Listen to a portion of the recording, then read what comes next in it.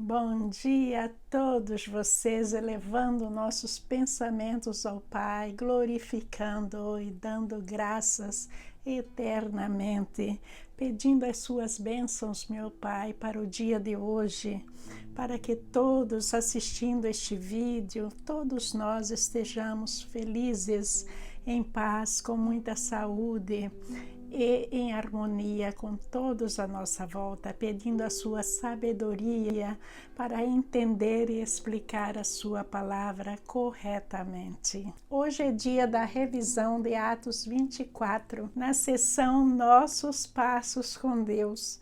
E o tema que eu escolhi hoje é Linda Mensagem de Fé. Isso faz parte da minha meditação matinal que eu estava lendo sobre a história de Esther. Esther era judia e ela era filha adotiva de Mardoqueu.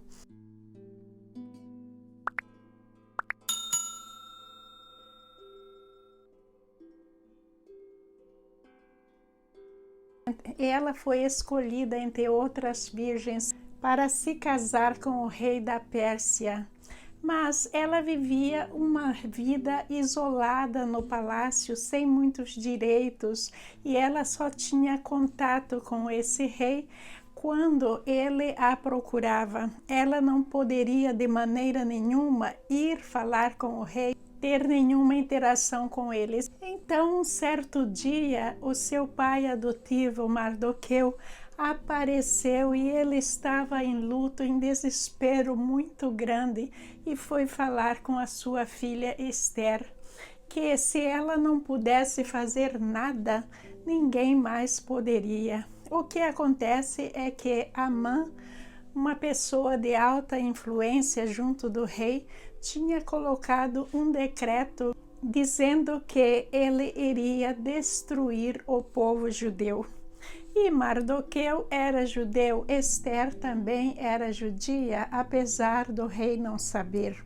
Quando Mardoqueu disse a Esther o que estava acontecendo, isso foi uma notícia nova para ela. Ela não tinha acesso a esse tipo de notícias. E aí ela ficou num impasse sem saber o que fazer para ajudar o seu povo. E o seu pai ali advertindo que todos iriam morrer, inclusive ela estava correndo risco de vida porque eles iriam descobrir que ela era judia e iriam matá-la. Então nós vamos ver que a atitude de Esther é o que me chamou muita atenção, porque ela vai pedir que o povo judeu começasse a orar, e eles entraram em orações, 3 dias de jejum, para a resolução desse caso. Mas Esther estava no impasse porque ela não poderia de maneira nenhuma ir falar com o rei. O rei é que tinha que vir até ela e já fazia 30 dias que ela não via o rei. Então ela deu um jeitinho especial depois desses 3 dias de jejum e ficou numa área lá em que o rei poderia vê-la. E finalmente o rei a viu e a chamou e perguntou se ela queria dizer alguma coisa. Ela disse que sim, e o rei disse que aquilo que ela pedisse lhe seria dado. Para encurtar essa história que acontece no livro todo de Esther, ela convenceu o rei em fazer um jantar e convidar Amã. Nesse dia ela apresentaria o problema, e assim ela fez, apresentou o caso ao rei e pediu para ele que anulasse esse decreto de Amã. E veja que, como o rei já tinha prometido que ele faria para ela qualquer coisa que ela o pedisse, o rei não tinha como mais assinar esse decreto, anulando o outro decreto de Amã. E assim ele fez. Dessa forma, Esther, ela é muito famosa por ter salvado os judeus. E nós vamos ver que entre os judeus até hoje existe uma festa em que eles comemoram todos os anos, que se chama Festa do Purim. Essa festa que me fez lembrar essa meditação de hoje é uma festa em comemoração a esse ato heróico de Esther. Veja que naquela época o povo estava sendo introduzido para Deus.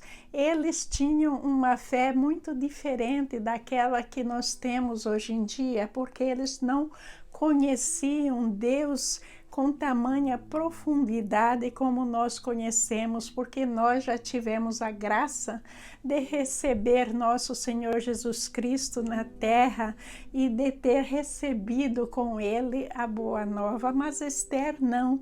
Então veja que isso é fascinante para eles recorrerem a Deus e ficarem orando a Deus por 3 dias, jejuando ali, pedindo para ele misericórdia, e Deus os atendeu.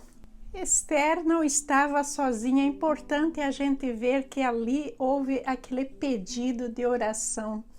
E o povo judeu, eles atenderam. Dentro da sua fé, que era limitada na lei do Torá, ali, eles atenderam a Esther, eles puseram a sua confiança nela e na sua fé. Eles sabiam que ela estava lá na presença do rei como a única peça importante para receber do rei a salvação de todos eles. A gente tem que entender que muitas vezes, quando a gente é humilde o suficiente para pedir para alguém que nos ajude a orar, isso é muito importante. Todo o povo judeu clamando a Deus para que isso fosse feito por eles, e Deus os atendeu. Então é muito importante a gente às vezes ser humilde e pedir por orações, e também atender ao pedido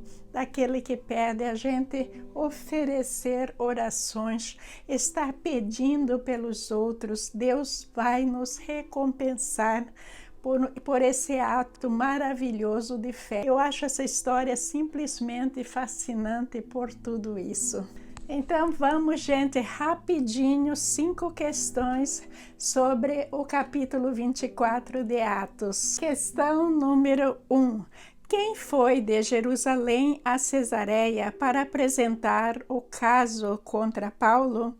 A. Lísias, o comandante da fortaleza em Jerusalém, ou B. O sumo sacerdote Ananias e seu advogado Tértulo.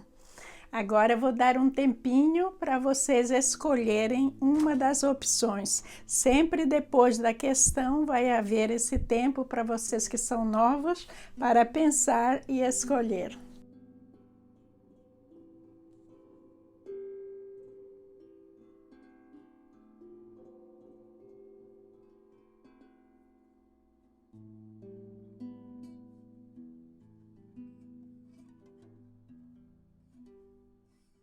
A resposta correta é B, o sumo sacerdote Ananias e seu advogado Tértulo.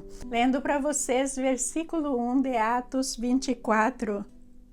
5 dias depois, o sumo sacerdote Ananias desceu a Cesareia com alguns dos líderes dos judeus e um advogado chamado Tértulo, os quais apresentaram ao governador suas acusações contra Paulo. Nós discutimos que eles levaram 5 dias apenas para formar toda a acusação contra Paulo, que era uma acusação mentirosa.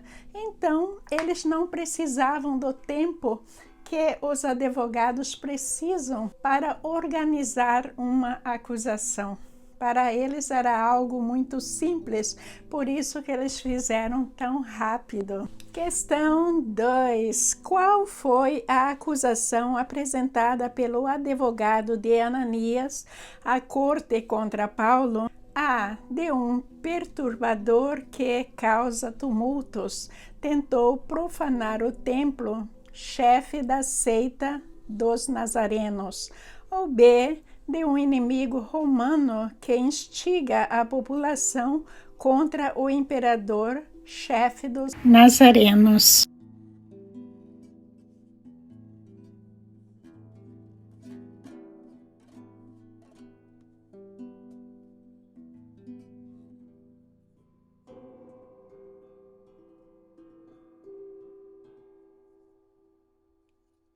resposta correta é A. Um perturbador que causa tumultos tentou profanar o templo, chefe da seita dos nazarenos.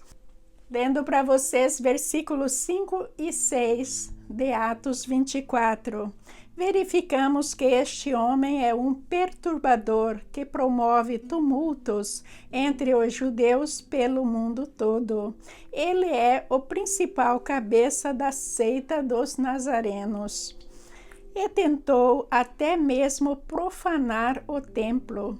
Então o prendemos e quisemos julgá-lo segundo nossa lei. Estavam acusando Paulo de perturbação da paz, basicamente porque isso era contra a lei romana. Eles queriam fazer com que o governador considerasse o apóstolo Paulo culpado.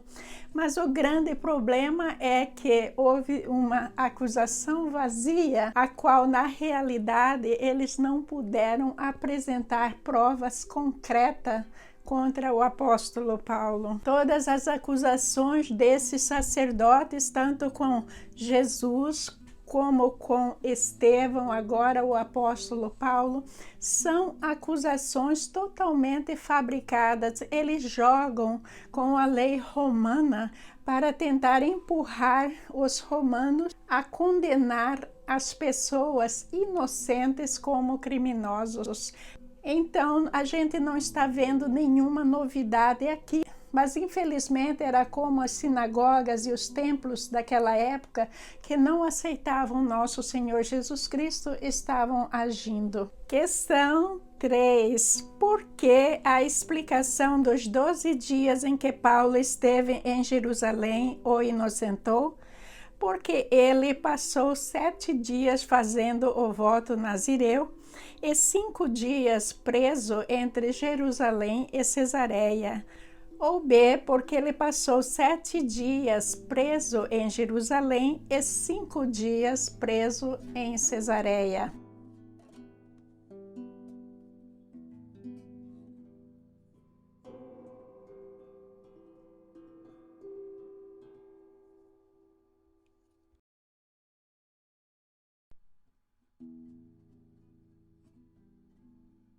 A resposta correta é A, porque ele passou 7 dias fazendo o voto nazireu e 5 dias preso entre Jerusalém e Cesareia. Lendo para vocês os versículos 11 e 12 do capítulo 24 de Atos, finalmente poderás verificar que há menos de 12 dias subi a Jerusalém para adorar a Deus. Meus acusadores não me encontraram discutindo com ninguém no templo, nem incitando uma multidão nas sinagogas ou em qualquer outro lugar da cidade. Basicamente, Paulo chegou em Jerusalém e ele foi informado de que estavam espalhando notícias falsas sobre as pregações dele. Então, Paulo concordou em patrocinar o voto de alguns homens e ele foi junto com esses homens para o templo para purificar. Esse processo de purificação do voto nazireu demora 7 dias e nesses 7 dias a pessoa está passando por um processo de purificação de acordo com as leis do templo. Então, Paulo não poderia de maneira nenhuma estar causando nenhuma arruaça, porque ele estava em processo de purificação. No 7º dia, os judeus o encontraram no templo, o agarraram e começou toda essa parafernália. E daí Lísias teve que prender Paulo, achando que ele era um assassino, sem entender nada, levou Paulo para a fortaleza para não ser morto. E depois, quando ele ficou sabendo o que é que estava acontecendo e também sabendo quem era Paulo, depois, através de um sobrinho de Paulo, ficou sabendo que os judeus estavam tramando matar Paulo em Jerusalém. Aí Lísias resolveu transferir Paulo para Cesareia para ser julgado legalmente lá. Questão 4. Por que Félix manteve Paulo por 2 anos na prisão, mesmo sabendo que ele era inocente? A. Porque ele não queria desagradar os judeus. Ou B. Porque ele estava aguardando a chegada de Lísias de Jerusalém para testemunhar.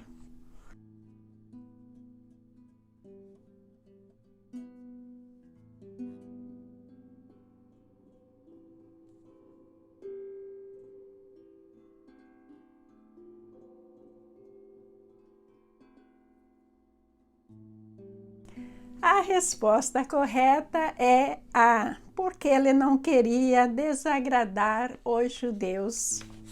Lendo para vocês versículos 22 e 27 de Atos 24. Então Félix, que tinha bom conhecimento do caminho, adiou a causa e disse: quando chegar o comandante Lísias, decidirei o caso de vocês. Passados 2 anos, Félix foi sucedido por Pórcio Festus. Todavia, porque desejava manter simpatia dos judeus, Félix deixou Paulo na prisão. O que aconteceu é que Félix sabia que Paulo era inocente. E daí ele disse que iria manter Paulo em custódia, aguardando por Lísias para testemunhar. Lísias é o comandante da fortaleza de Jerusalém. Mas veja que Jerusalém é perto de Cesareia, mas parece que Lísias nunca chegou lá para testemunhar, o que nem era necessário, porque quando o comandante Lísias mandou Paulo para Jerusalém, ele também mandou um relatório explicando em detalhes tudo o que tinha acontecido, inclusive que Paulo era inocente. Mas o que aconteceu antes é que Félix, num motim contra os judeus, ele era um homem muito mau e tratou os judeus com muita brutalidade. Então, o povo judeu pediu do imperador o afastamento de Félix. E Félix sabia disso. Ele não queria de maneira nenhuma desagradar os judeus com medo de ser destituído. Veja que, por causa disso, este homem sem consciência manteve Paulo lá na prisão, sob custódia com algumas regalias, mas preso por 2 anos. Até quando ele foi sucedido. Vamos agora para a última questão, de número 5. Por que Félix interrompeu Paulo quando falava sobre a justiça e o domínio próprio, o mandando sair? A. Porque ele não acreditava que a falta de domínio próprio o faria ser julgado por Deus. Ou B. Porque ele não tinha domínio próprio por ter seduzido uma mulher casada e se casar com ela.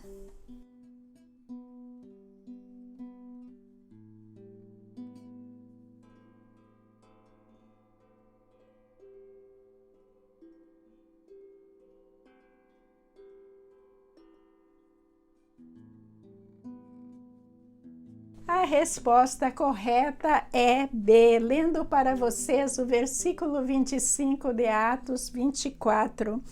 Quando Paulo se pôs a discorrer acerca da justiça, do domínio próprio e do juízo vindouro, Félix teve medo e disse: basta por enquanto, pode sair. Quando achar conveniente, mandarei chamá-lo de novo. Se vocês olharem a história de Félix, vocês vão ver que o que aconteceu com ele é que ele se apaixonou por Drusília, que era uma judia, mas ela era casada. E ele o convenceu, a seduziu para ficar com ele, e depois ele se casou com ela. E isso prova que ele não tinha autocontrole. Autocontrole é algo muito importante para nós cristãos não pecarmos, para a gente saber a diferença do certo e do errado. E quando a gente vê algo maravilhoso à nossa frente e a gente sabe que é sim maravilhoso, mas não é para nós, a gente tem que ter a capacidade, o autocontrole suficiente em Deus de rejeitar isso e recuar dessa situação, porque nem tudo que se apresenta para nós é algo lícito para a gente fazer. Isso aí está escrito em várias ocasiões na Bíblia, então a gente tem que ter o autocontrole e saber dizer não, saber dizer sim nas situações corretas desta vida. É isso para hoje, meus amigos. Espero que vocês tenham gostado da nossa revisão de Atos 24. Vamos continuar com Atos 25 na próxima semana, na graça de Deus. Muito obrigada pela sua presença. Se você tiver algumas perguntas ou algo que saiu errado no teste, por favor, refaça o teste, leia o capítulo, me mande perguntas, não tem importância, eu procurarei responder na medida que for possível, tá bem? Que Jesus nos abençoe, que Jesus nos dê sabedoria cada vez mais para entendermos a sua palavra e para a gente ter mais autocontrole, para a gente decidir as coisas que são melhores para a nossa felicidade espiritual, não para a nossa felicidade carnal ou material, mas que nós tenhamos o autocontrole suficiente para fazer escolhas apropriadas de acordo com os mandamentos de Deus, tendo assim uma vida completamente feliz. Em nome de nosso Senhor Jesus Cristo, eu oro. Bom dia, meus irmãos, muita paz a todos vocês. Amém.